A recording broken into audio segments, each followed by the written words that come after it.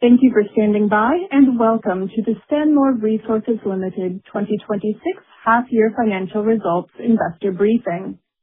All participants are in a listen-only mode. There will be a presentation followed by a question-and-answer session. If you wish to ask a question, you will need to press the star key followed by the number 1 on your telephone keypad. I would now like to hand the conference over to Marcelo Matos, Chief Executive Officer and Executive Director. Please go ahead. Morning, everyone. Thank you for joining today's call as we present our half-a-year results for 2026. I'm joined once again here by our CFO, Shane Young. First half of 2026 was certainly challenging, with considerable wet weather early in the year impacting operations, together with macroeconomic cost pressures arising from the Middle East conflict. However, metallurgical coal market conditions have been much improved compared to this time last year, and I'm pleased to report that this, combined with the rebound in operational performance through the second quarter, has delivered a solid half-a-year result, as highlighted by a few of the opening snapshots on slide number 3. Starting with safety, our serious accident frequency rate of 0.51 remains well below the latest industry average, continuing our consistent record of being ahead of benchmark performance for open-cut coal mines in Queensland. Production has been pre-reported in our recent quarterly update, but to recap, the half was characterized by a strong recovery in run-of-mine volumes in the second quarter, following the weather-affected first quarter, which has supported saleable production of 6.5 million tons, in line with the first half of 2025. Despite the expected second half weighted production and sales profile, and the macroeconomic headwinds that Shane will unpack shortly, FOB cash costs of $101 per ton sit around the midpoint of our guidance range. Operational improvements and cost discipline across the portfolios, together with improved market conditions, contributed to underlying EBITDA of $174 million, up from $147 million in the prior year. After the end of the half, we also completed a reset of our capital structure through the refinancing of our debt facilities. This removes the scheduled term loan amortization through to maturity and provides greater balance sheet flexibility of our capital allocation priorities and future growth opportunities. Moving to the performance of each asset on slide number 4. With saleable production of 3.1 million tons, the production profile at South Walker Creek is planned to be second half weighted, reflecting the weather, routine maintenance, and a deliberate investment into stripping in the first half. The implementation of our Chase the Blues strategy is tracking ahead of schedule, which we expect to support stable strip ratios in the coming years. Poitrel delivered another strong half with 2.5 million tons of saleable production, as the operation continues to exceed initial expectations since the investment into Ramp 10 North. Furthermore, strong opening inventories, together with improved wet weather preparedness, helped to buffer the impacts of the significant first quarter rainfall. Year to date, Poitrel is tracking ahead of the annual run rate of guidance, and we are glad to report that the CHPP tailings pumping project was completed in March, and the truck rebuild program is tracking ahead of schedule. As previously explained, over at Isaac Plains Complex, there has been a deliberate shift to a value over volume, a strategy focus during the ramp down of the existing Isaac Downs operations, while we progress the Isaac Downs extension, which will be supported by Stanmore having taken over operational responsibilities as of July. With that, I'll now hand over to Shane to discuss our financial results from slide number 5. Thanks, Marcelo. In looking first at the FOB cash cost walk forward, it's important to note that if we exclude the external impacts of foreign exchange, inflation, and fuel, underlying cash costs actually declined from the same period last year.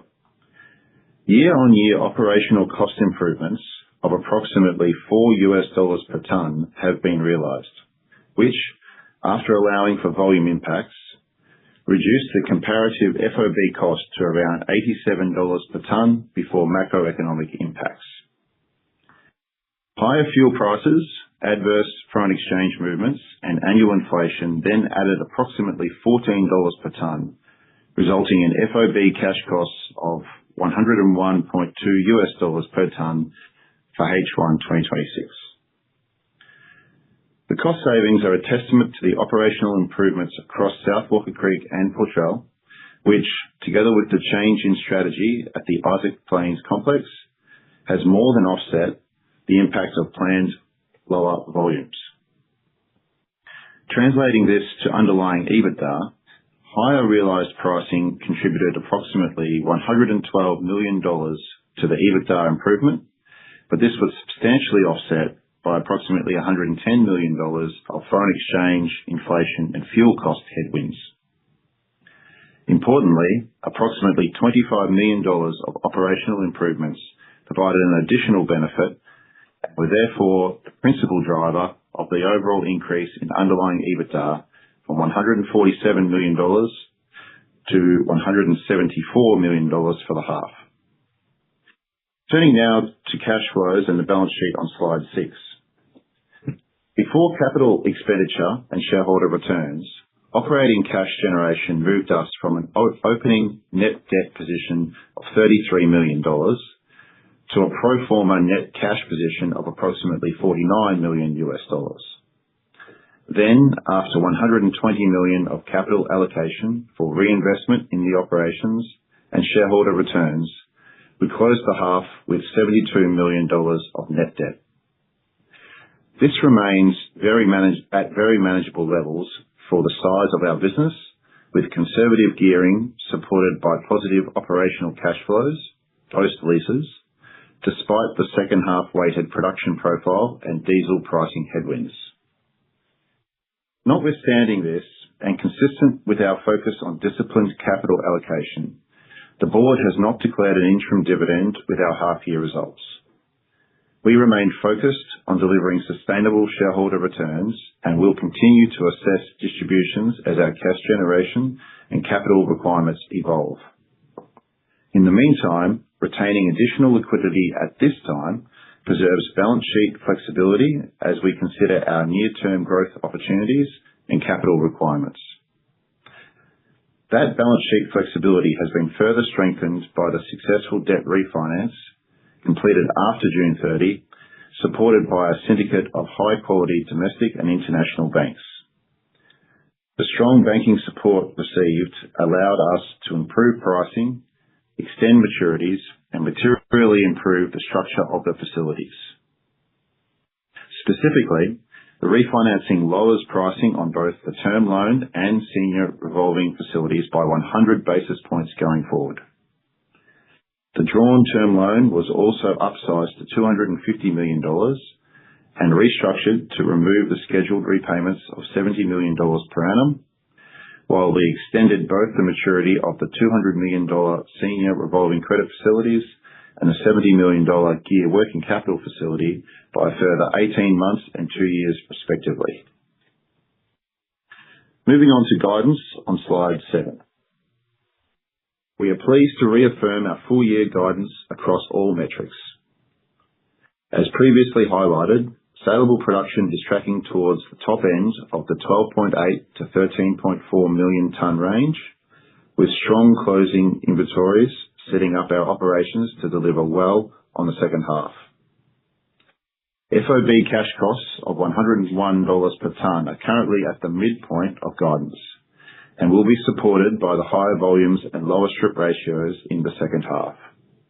That said, we will continue to monitor the macroeconomic environment, particularly movements in fuel prices and foreign exchange, which seem to change on an almost daily basis.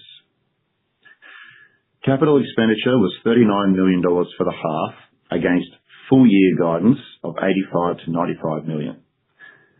The program is second half weighted as we ramp up the implementation of the Chase the Blue strategy in H2, especially in relation to the preparation of the new pits to be mined in the MRA 2C area. With that, I will hand back to Marcelo to take us through the growth portfolio and market conditions from slide 8. Thanks, Shane. Our organic development pipeline is underpinned by a significant reserves and resources base of 571 million tons and more than 5 billion tons respectively. Our key focus remains on each of the Isaac Downs extension, Eagle Downs, and Lancewood, and we have sought to set out the key milestones for each of these projects on slide number 9. For the Isaac Downs extension, the focus remains squarely on approvals. In the best case, we are looking at receiving approvals by the end of 2027, at which point we can commence an approximately 12 months construction period for the haul road connecting the new pit to the existing haul road at Isaac Downs, bridge over the Isaac River, flood protection levees, and an initial box cut in the southern extension area. We were encouraged by the recent news that the adequacy review stage of the environmental impact statement has been satisfied, approximately 2 months ahead of schedule. Turning to Eagle Downs, I'm pleased to share some good news received recently. You may recall that during the June quarter of 2025, we paid 38 million Australian dollars in stamp duty, and that we have lodged a formal objection to that assessment. We have recently been advised that our objection was successful, and as a result, we expect to receive a refund of approximately 35 million Australian dollars in the near term. We are very pleased with this outcome, not just financially, but because Eagle Downs remains an important project for the future of the industry here in Queensland. For the project itself, we are ramping up the pace again with a view to finalize the ongoing studies in the first quarter of next year. The timing for development and the production ramp-up at Eagle Downs has always been anticipated for early next decade, but it could certainly be accelerated if desired and if the right conditions align.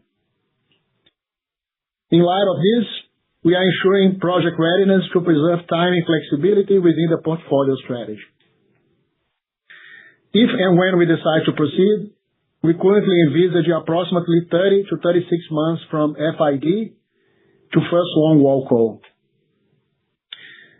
The first priority, once and if an investment decision is made, will be to complete construction of the access drift, which is already approximately 40% complete, and sink the ventilation shafts to get to pit bottom.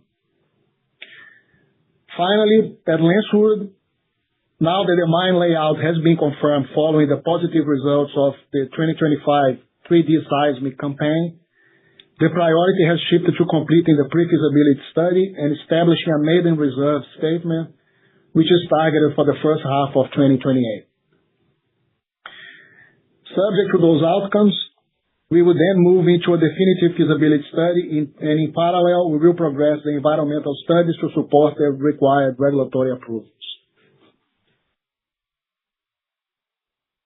Moving on to a brief of the market on slide number 10. Overall, we've been glad to see markedly improved conditions from this time last year. This has been predominantly supply driven, with the Australian weather-related disruptions early in the year and outages in China, with ongoing production controls following the Shanxi accidents in May. Given this, the market remains relatively tight, despite this being a seasonally low period amid the Indian monsoon season. In the long term, on slide number 11, India is expected to remain the growth engine for seaborne met coal demand, and continuity of supply from the seaborne market will be paramount to their steel capacity growth ambitions. Meanwhile, we expect that the supply side will remain structurally challenged by increasing strip ratios, rising costs, and challenging regulatory policy settings. Further, the supply and demand balance is forecast to be dependent on new supply, even within this decade, and that new supply must compete for capital in a challenging investment landscape. This is something that will need to be delivered in the context of an Australian production profile that has been in structural decline since 2012. Overall, as metallurgical coal reserves become increasingly scarce, we believe this positions our portfolio, and particularly our development pipeline, very well. That concludes our prepared remarks, and I will now hand back over to the moderator to handle the Q&A session. Thank you. Thank you. If you wish to ask a question, please press star 1 on your telephone and wait for your name to be announced. If you wish to cancel your request, please press star 2. If you are on a speakerphone, please pick up the handset to ask your question. Your first question comes from Brett Mackay with Petra Capital. Please go ahead. Thank you, and good morning, team. I'm going to jump straight to the growth aspects of the business, because obviously that has now moved into a bit more focus. If I just start on Isaac Downs extension for a sec. Obviously, you've been through this process a few times before with incremental expansions and new pit developments at Isaac Plains. Can you just remind us what's different this time around, if anything, around the permitting and approvals environment, maybe both on the positive and the negative side?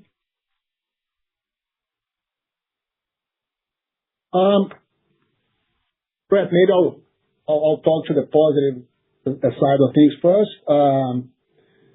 Things are progressing extremely well as far as the interactions with the departments in Queensland are concerned, and to a certain extent at federal level. So it's been pretty constructive. Things are progressing well. As far as we can get, let's say, support and contribution from regulators in coming back to us, within or earlier than the statutory response periods, they have been doing that. And so I think it's a tight schedule, but it's been really productive, which is good news. I think on the negative side, I think there's always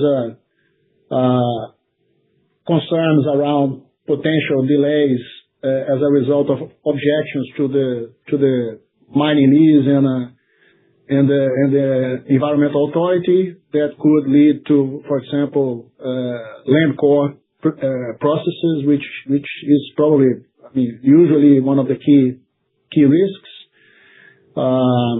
It's a project that it's not greater in disturbance than what we're doing in Isaac Downs. Have a great relationship with the Isaac Shire Council, with the Barada Barna people, with landowners in the area. So I think as far as directly affected persons, I think we are in pretty good shape. Okay, so I think we are confident in that space. Overall, I think it's so far pretty positive, Brett. I think we need to, of course, see what happens when the project goes for public consultation. Can you remind us when that is? Happening as we speak. Yeah. Okay, good. Thanks, Marcelo. Just if I jump over to South Walker Creek quickly. Again, just given there is capital investment going into the Chase the Blue strategy, and there seems to be a bit of a second half weighting coming through this year. Can you just again remind us exactly what that strategy entails and really what it's meant to deliver over that period of time and certainly into next year and beyond? You mentioned earlier in your presentation the outcome being delivering stable strip ratios. But maybe just a bit of a recap on what you're spending the money on this year and just how that's going to deliver those outcomes over, a fixed period of time. A bit of money this year into dewatering and demudding the F and G pits. Focus later this year is going to be on the G North pit, which is going to be the first to be mined. Dewatering, if you just recall, those pits have been mined in the past, and mining have ceased when, of course, they approach the creek. We have diverted the creek as part of the MRA2C project, and those pits were basically water storage for many years. So we are now having to dewater and move water to other pits and demud the F and G pits, starting with G North, where the mining will start. Things are progressing well, actually ahead of what we were planning, which is good news. Actually, we're going to already mine some run-of-mine coal from G North. So that's basically when we talk about a little bit of capital that's been accelerated in that area, that's pretty much what it entails. As far as Chase the Blue is concerned, as explained in the past, it's about focusing and accelerating mining in the Mulgrave area, which is the MRA2C area. The idea is that we're going to send the two drag lines there faster than previously anticipated and concentrate, let's say, a maximum number of fleets in that area to maximize area in those low strip ratio pits. Obviously, there's only as much we can fit there. That will mean that some other central pits, like the Z North pit, for example, that was usually mined with a drag line, will become a bit more marginal with trucks and excavators, depending on coal prices. So Chase the Blue will basically mean accelerating mining in the Mulgrave area, making, let's say, bringing forward more cash flows for the next 5 years, plus minus, and potentially not necessarily have to stretch limits on volume, because we will be able to park a couple of fleets at South Walker Creek, which means we won't be bottlenecked as much by the wash plant. But this may represent opportunities with a plant that's not going to be as bottlenecked to look at opportunistic volumes depending on coal price scenarios. This could also bring an opportunity for us. We are looking at a proof of concept potentially for a ring-fenced autonomous trial at Z North, which will become a more competitive pit if we are able to basically have autonomous trucks, where of course we would expect to have lower costs. So a few things we are looking, but Chase the Blue is basically generating more margins in the next 5 years by maximizing volume in the lowest strip ratio areas and opening up some opportunity for us to, let's say, to capture good market prices or some opportunistic mining, some other pits, depending on of course margins. So would you say that the steady state case would be keeping output levels at that maximum rate, but cash costs being maybe a little bit better, all things being equal? Would that be sort of a 5-year window that we're looking at of that sort of stable outcome? Not necessarily. I think in the next 2 years, probably output levels will be similar, around above 9 million ROM and close to 7 million product, between 6.5 and 7 product.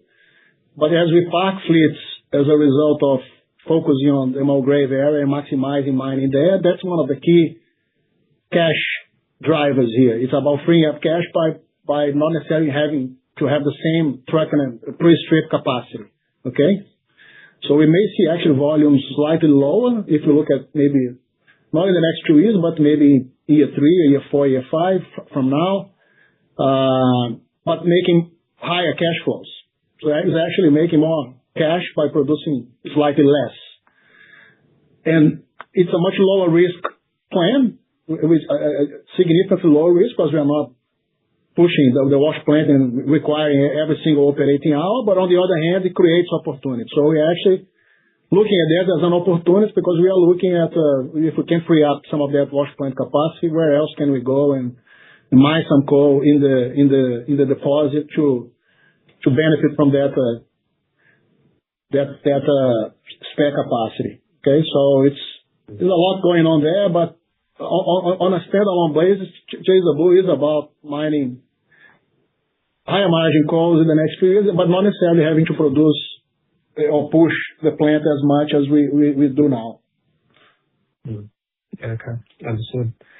And just finally, if I might, on Lancewood, given that you have moved that project into the PFS stage, is it possible to give us a bit of a high level overview of what sort of production outcomes you might be looking for? I appreciate that there's still a fair bit of water under the bridge and it is longer dated in the portfolio. But just in terms of what you would be looking at in the PFS as a standalone development, can you sort of talk us through that at this point, or is it too early? It's a bit too early, Brett, but what I can say is previous seismic results were really positive. Usually with these things, especially with seismic, the more you look, the more you find. We actually didn't find a lot more in terms of major faults or structure that could be detrimental to productive longwall mining. Okay, so a lot of the historic structures being just validated, which means layouts and conceptual cases that there are no fatal flaws, okay, from a structural standpoint, which is positive. Coal quality is probably, if you look at from a portfolio standpoint, it's probably the best coal quality we have.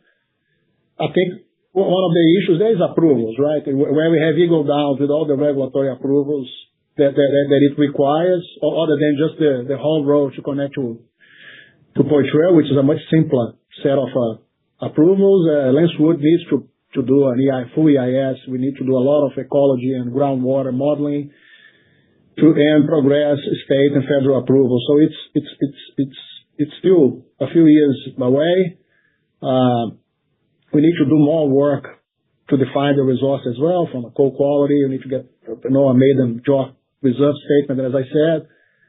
The potential there is a long wall operation, is reasonable thickness if you look at the target Guniela middle seam.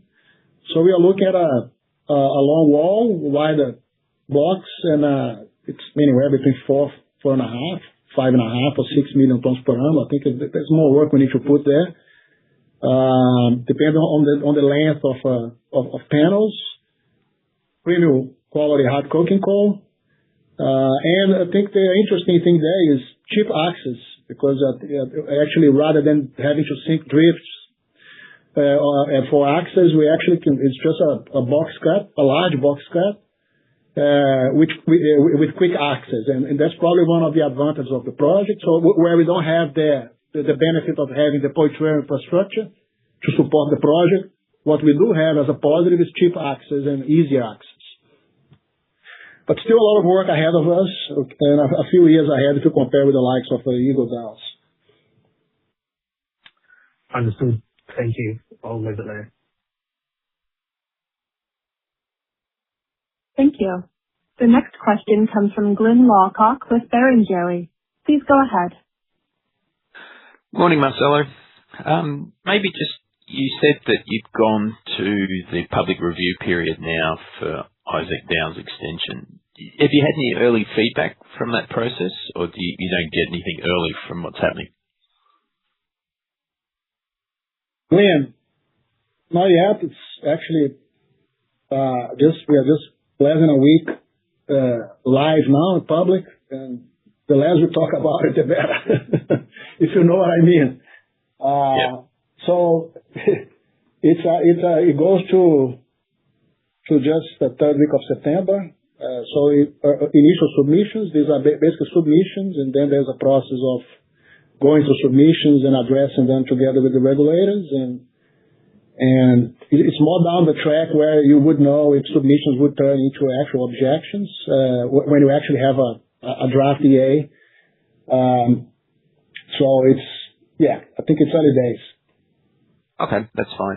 And then maybe just on the dividend, I mean, obviously you say near-term growth opportunities, in regard to capital allocation priorities. Were you aware of the stamp duty payment coming in when you made a decision, or did that come in post your dividend decision? And is this sort of similar to last year? We got no interim, but then you sort of gave us a reasonable final dividend, or is this maybe a reflection you maybe paid a little too much back in February this year? Thanks.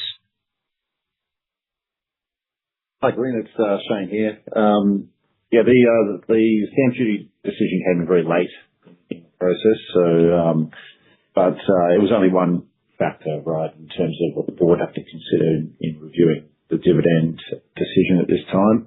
I don't think there was any regrets about what was declared at the beginning of this year. I think what we've seen this year, as we've talked about quite extensively, was higher than expected wet weather earlier in the year, which lends itself to a situation very similar to last year, actually, where we saw production second half weighted, with the added complexity of the Middle East conflict, creating some uncertainty around fuel and foreign exchange. So I think the board is just being prudent in this case. Again, very similar to last year, but we'll reapply the policy at year end. And by then we'll obviously have the certainty of the production results from the second half and hopefully resolution in the Middle East, or at least some more certainty around costs in that area.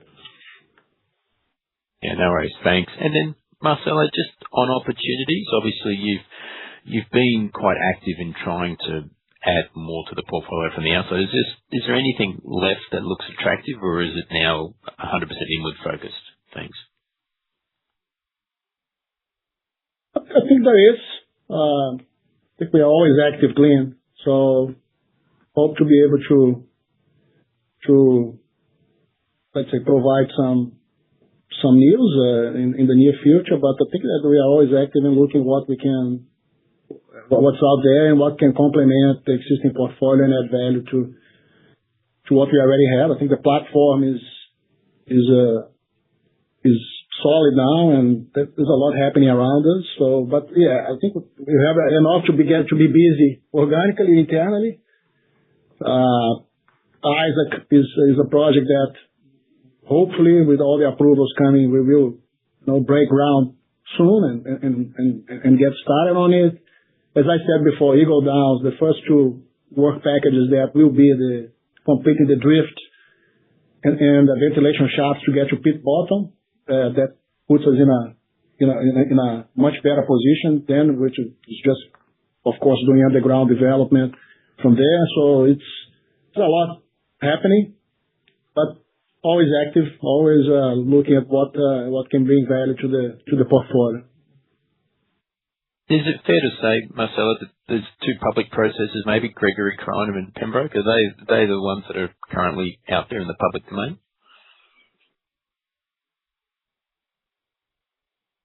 I think there are rumors, not necessarily official processes.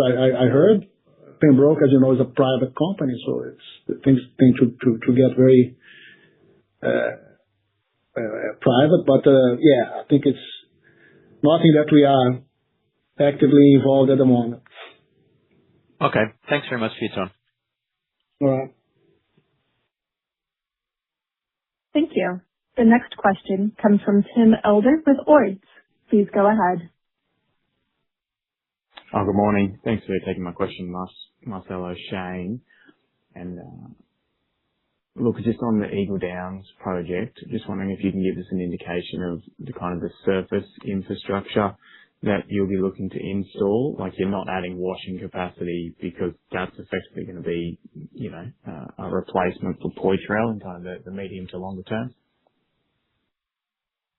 Correct. Yeah, I think we looked at many options, Tim, because Eagle Downs is a large deposit, depending on how we approach. If you look at as a single longwall operation, which is let's say the base case that for the project, Poitrel has enough capacity to support the ramp up. As I explained in the past, depending on when we ramp Eagle Downs up, Poitrel may still be going, which means if we have a bit of overlap, we need to see how that wash plant can handle and how much, especially if you have different types of feed. But yeah, the base case concept for Eagle Downs is the surface infrastructure on site to be limited to raw material handling, okay, and then sending run of mine to RMI at Poitrel. And with that, we are looking at different options, and including a haul road and an overland conveyor.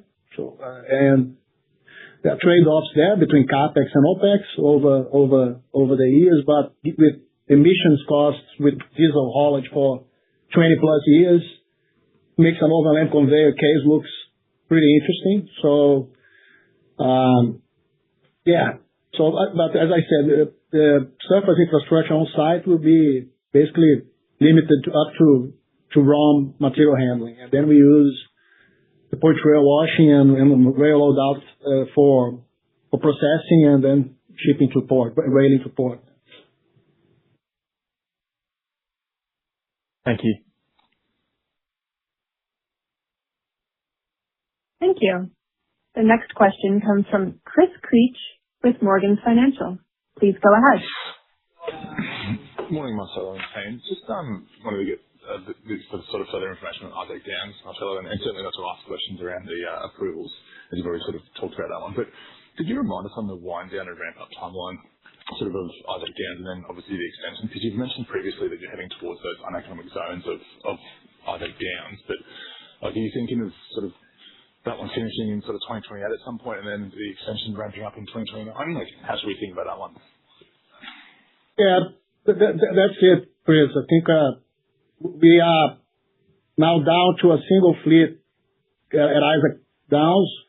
As you're probably aware, I think we explained this in the release. We just actually taken over the CMO role and the operational responsibility at Isaac. So we are now running operations, okay, and just dry hiring the gear. So we have a single fleet and a swing digger. We extended actually the fleets up to mid this year just to catch up a bit on weather. Actually, the original plan was already to be parking fleets and down to a single fleet in April. But the plan now going forward, that's the setup.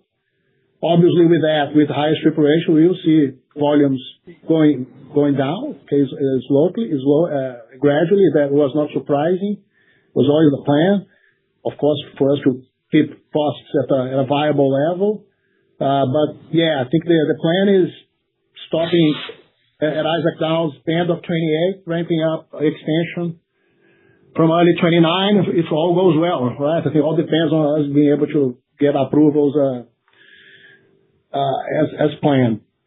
Early days at Isaac Downs extension will be pretty good because the drag line will be, uncovering coal pretty fast with low strip ratios, and we're looking at 4.5 million ton brom plus in the early years. So it looks pretty good from the start. But yeah, for Isaac Downs, it's about controlling costs and try to minimize discontinuity as best as we can. Yep, no worries at all. That's some good information. Thanks very much. And then just secondly, you mentioned before autonomous haulage at South Walker Creek. Is that a decision you guys have made, or is that just an option that you're exploring? It's an option we're exploring. It would be a much more controlled proof of concept, let's put it like that, because we can ring fence one or a couple of pits in the central area, okay, for example, Z North, without necessarily putting the drag line path at risk, for example. And with considering that we're going to move the drag lines to the Mulgrave area, and some of those central pits will become a lot more marginal with trucks and excavators.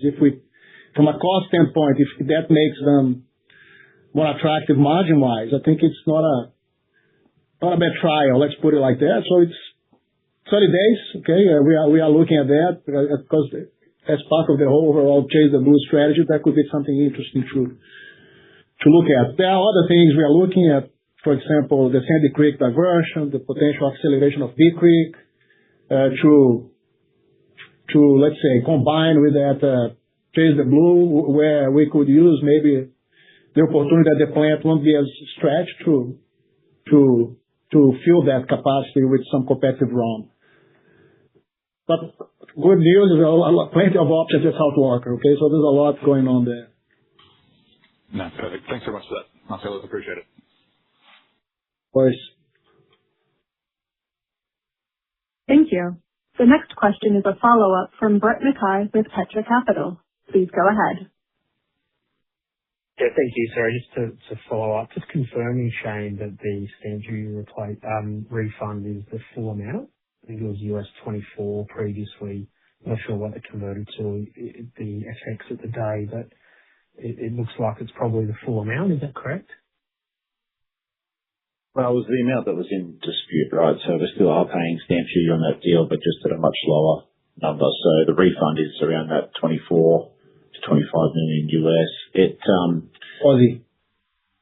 Sorry, US. US. Yeah. So, but of course, it needs to go through the processes. So the cash hasn't come through the door yet. We expect that over the next few months. Okay. Cool. Thanks.